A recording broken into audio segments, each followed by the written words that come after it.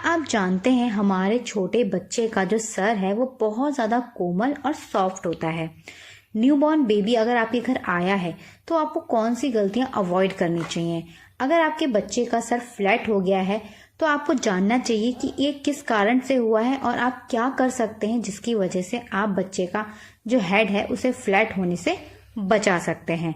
नमस्कार, स्वागत है आप सभी का बेबी केयर फैमिली पर। आज की ये वीडियो बहुत ज़्यादा इम्पोर्टेंट होने वाली है, तो वीडियो को बिना स्किप करे एंड तक ज़रूर देखिएगा।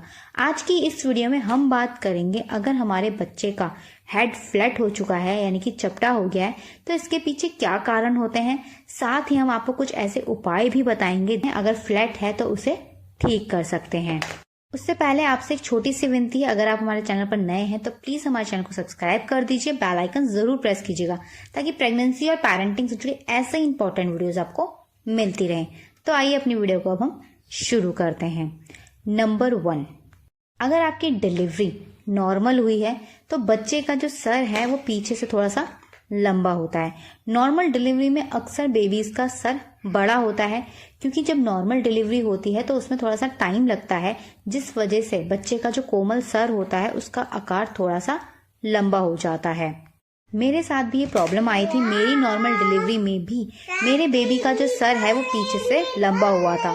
तो अगर आपके बच्चे के साथ ऐसी प्रॉब्लम होती है तो आपको बहुत ज्यादा ध्यान देना है कि आपको अपने बच्चे का सर कैसे नॉर्मल लाना है और कैसे उसको राउंड शेप देनी है। इसके लिए आप मालिश का इस्तेमाल कर सकते हैं।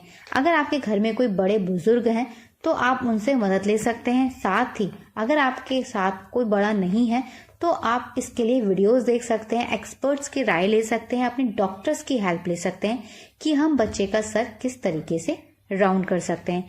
आपको अपनी हथेलियों की मदद से बच्चे के सर पे हल्का हल्का दबाव देके बच्चे को राउंड शेप देनी चाहिए। इसके लिए आपको अपने बच्चे की 3 से 4 टाइम हेड मसाज करनी चाहिए हल्के हल्की, जिससे बच्चे का जो सर है वो इजीली और बहुत ही जल्दी अपनी नॉर्मल शेप में आ जाए। नंबर 2, हमारा न्यूबॉर्न बेबी सबसे ज्यादा समय बिताता है सोने में। जो छोटे बच्चे होते हैं वो 20 से 18 घंटे नींद लेते हैं।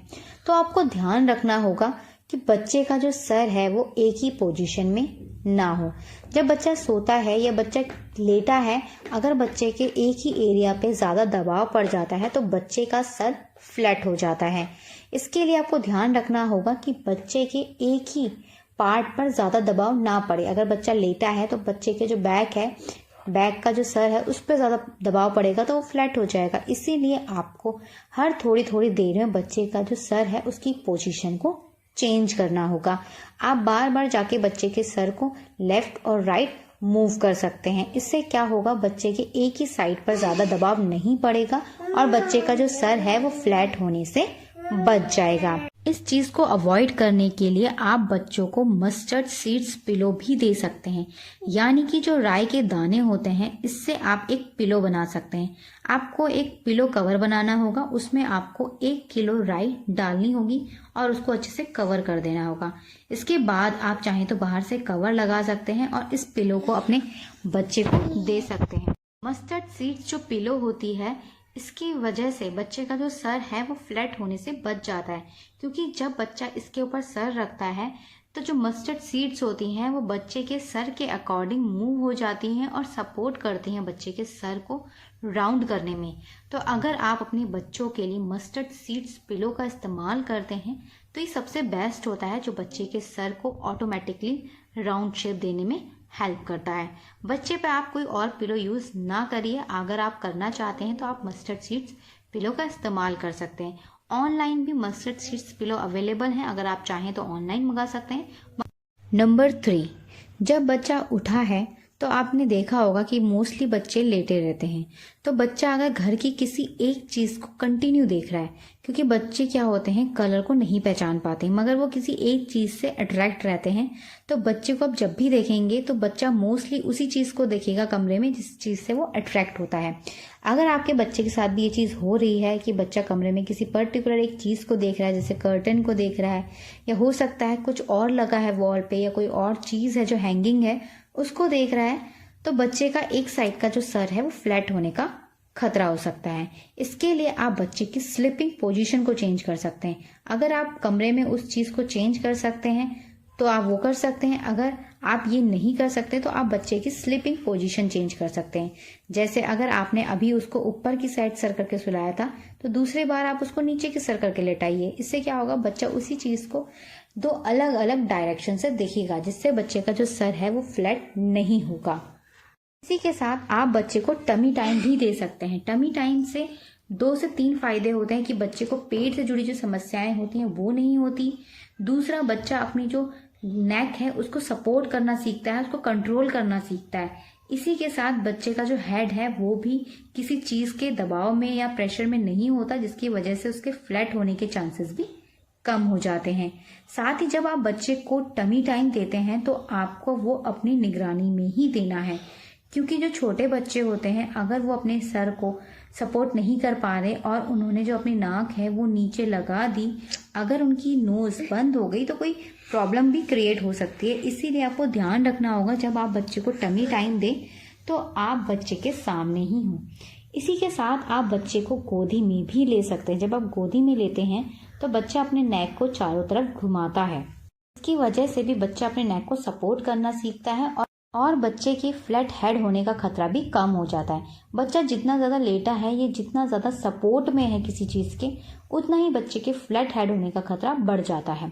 इसलिए बच्चे की पोजीशन को बार बार चेंज करना चाहिए ताकि बच्चे का जो सर है वो फ्लैट होने से बच जाए। Number 4, breast feeding. जब हम अपने बच्चों को ब्रेस्ट फीडिंग कराते हैं तो अक्सर माओं के साथ ऐसा होता है कि किसी एक ब्रेस्ट से मिल्क ज़्यादा आता है, तो हम क्या करते हैं, जिस साइड से ज़्यादा आता है तो उस साइड बच्चे को ज़्यादा पिलाते हैं और दूसरी साइड कम पिलाते हैं। अगर हम ऐसा करेंगे कि एक साइड से ज़्यादा देंगे तो हमारे हाथ का जो प्रेशर है वो भी बच्चे के सर पर पड़ता है, जिसकी वजह से बच्चे के एक साइड का जो सर है वो फ्लैट होने का खतरा बढ़ जाता है। इसीलिए आपको बराबर टाइम पे ही बच्चे को दोनों साइड फीड कराना है। दोनों साइड जब सेम टाइम पे फीड आप कराते हैं तो इससे बच्चे का जो सर है वो फ्लैट होने के चांसेस कम हो जाते हैं और आप बच्चे को फ्लैट हेड के खतरे से भी बचा सकते हैं।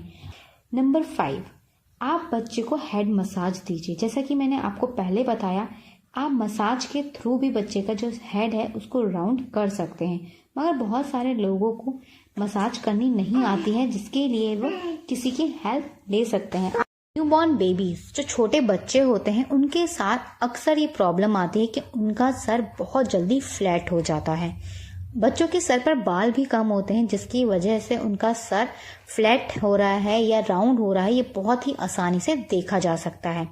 आपको ध्यान रखना है कि जो गलतियां हमने बताई हैं वो गलतियां करने से आपको बचना चाहिए। अगर आप इन सब चीज़ों से बचते हैं और वो चीज़ें करते हैं, जैसे अगर आप मस्टर्ड सीड्स पिलो लेते हैं तो इससे आपको बच्चे का सर राउंड करने में बहुत ही अच्छी मदद मिलती है। आप मस्टर्ड सीड्स पिलो का इस्तेमाल बच्चे के साथ 1 साल तक भी कर सकते हैं। मस्टर्ड सीड्स पिलो से बच्चे को कोई नुकसान नहीं होता। साथ ही आप हेड मसाज की हेल्प भी ले सकते हैं। हेड मसाज आप चाहें तो अपने घर के किसी बड़े से करवा सकते हैं, डॉक्टर की मदद ले सकते हैं, चाहे तो किसी एक्सपर्ट्स की हेल्प ले सकते हैं। बच्चे के मसाज देने के बहुत ज़्यादा फायदे होते हैं, क्योंकि बच्चे का जो ब्लड सर्कुलेशन होता है वो अच्छा होता है, बच्चे का ब्रेन डेवलपमेंट अच्छे से होता है और मसाज के बच्चे को बहुत अधिक फायदे होते हैं उसके डेवलपमेंट में। इसलिए अगर आप बच्चे की मालिश करते हैं तो वो भी बच्चे को बहुत अधिक हेल्प करता है।